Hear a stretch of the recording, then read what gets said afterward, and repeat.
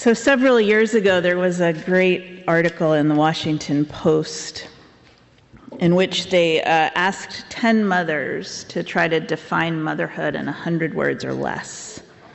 I kept it because I loved some of the descriptions so much.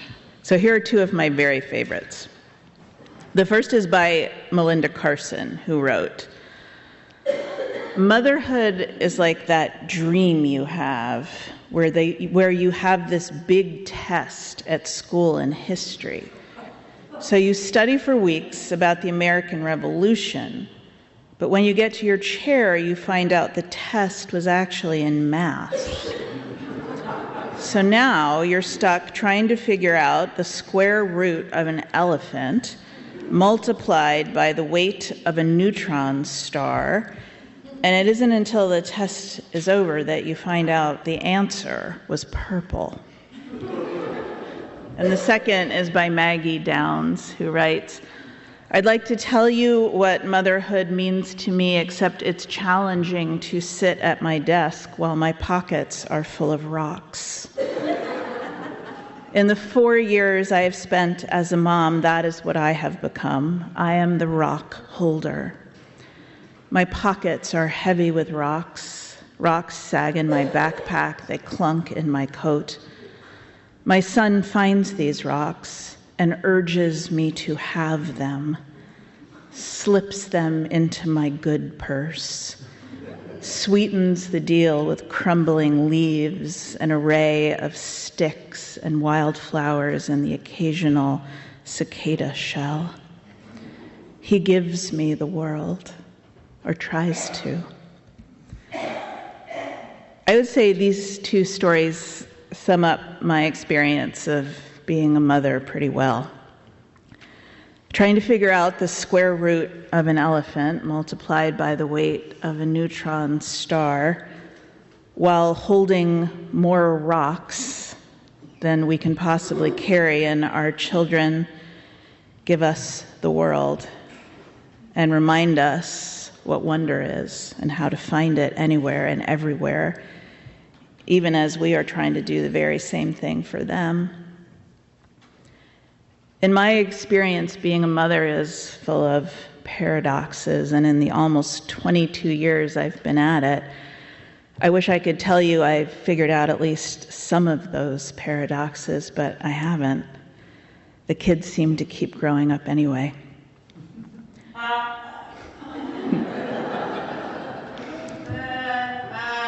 How do we love our children for who they are and help them to know themselves as utterly beloved and whole, while at the very same time trying to help them become adults who can actually live and function in this world? How do we accept them fully as their own unique and quirky selves, even as we are trying to teach them and guide them and get them to say please and thank you and put down the phone and get up to help without being asked, and how many years will that take, oh Lord? And will it ever happen? I can tell you that it will happen, but it will probably take longer than you want it to.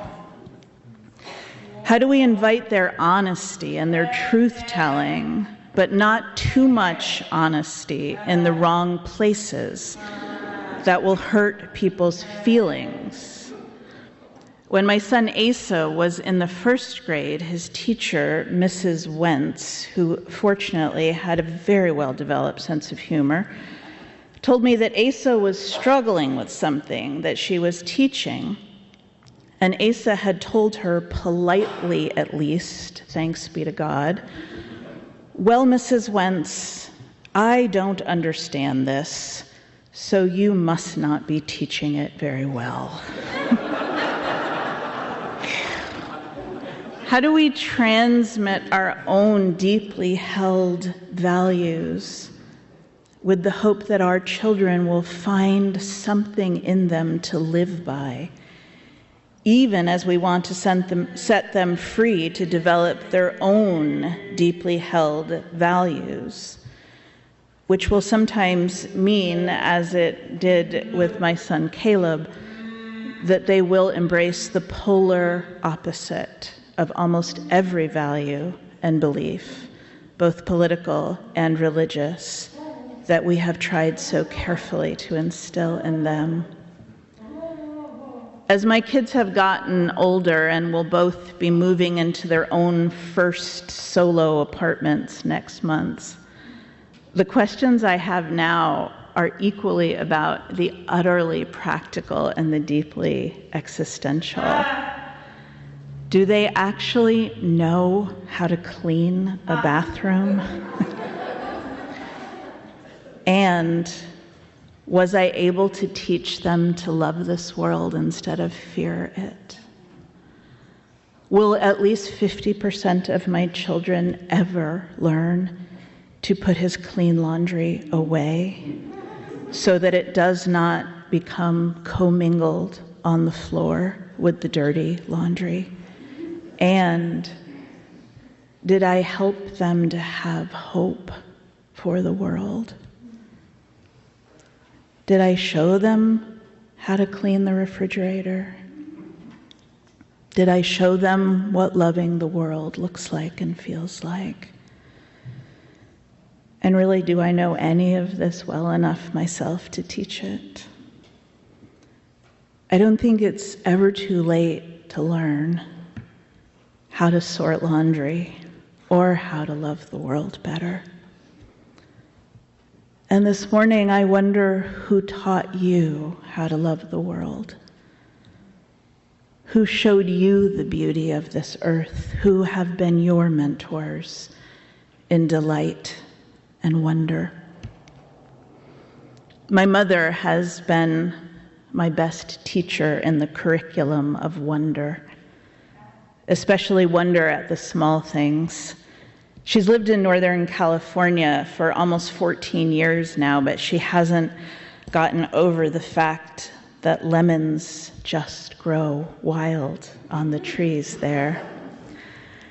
I don't think she'll ever get over it, which is something I love about her.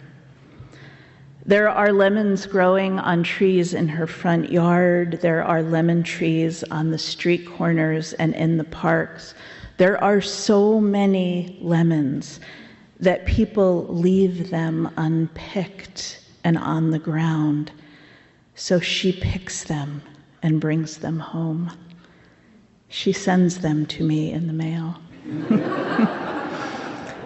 The last time we visited, she tried to put a giant bag of lemons in my suitcase.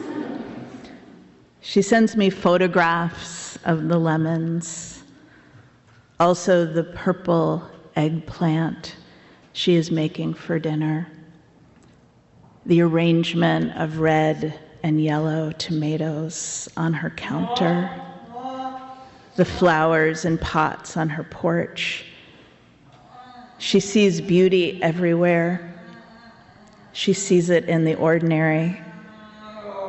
And her way of seeing the world used to drive me a little bit around the bend, especially when I was a young adult myself, but now it is one of the ways I try to be most like her.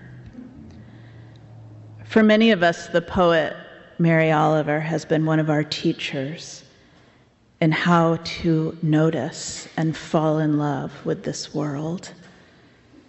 Mary Oliver lived in Provincetown and then Hobe Sound, Florida, and every single day of her life she walked on the beach, in the woods, through fields and meadows and sand dunes, and then she wrote about what she saw.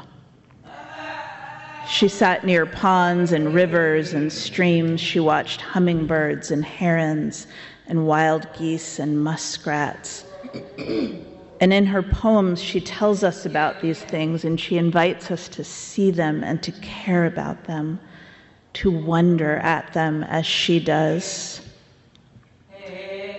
I don't know if Mary Oliver traveled much, if she saw other skies and mountains and oceans, because she wrote about home. about the places on the earth she knew most intimately and loved most deeply.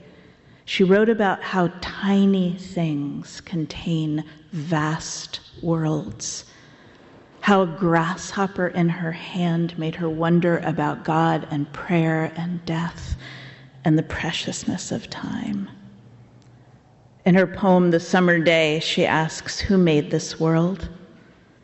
Who made the swan and the black bear? Who made the grasshopper? This one who has flung herself out of the grass, the one who is eating sugar out of my hand, who is moving her jaws back and forth instead of up and down and gazing around with her enormous and complicated eyes.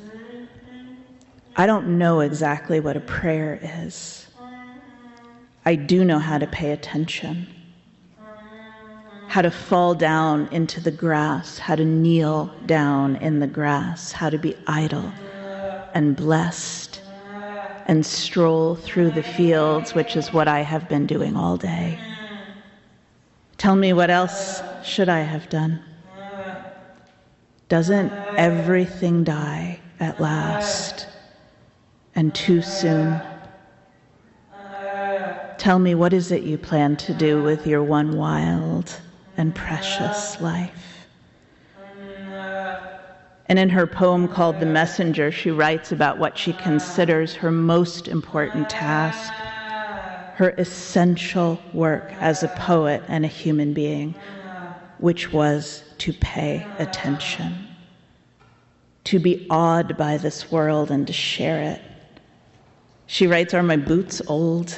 Is my coat torn? Am I no longer young and still not half perfect? Well, let me keep my mind on what matters, which is my work, which is mostly standing still and learning to be astonished. And in her poem called Sometimes, she gives that simple instruction for living a good life. Pay attention, be astonished, tell about it. Maybe you noticed that there is a Mary Oliver poem in your order of service today. If you don't like the one you got, you're welcome to trade it with somebody else.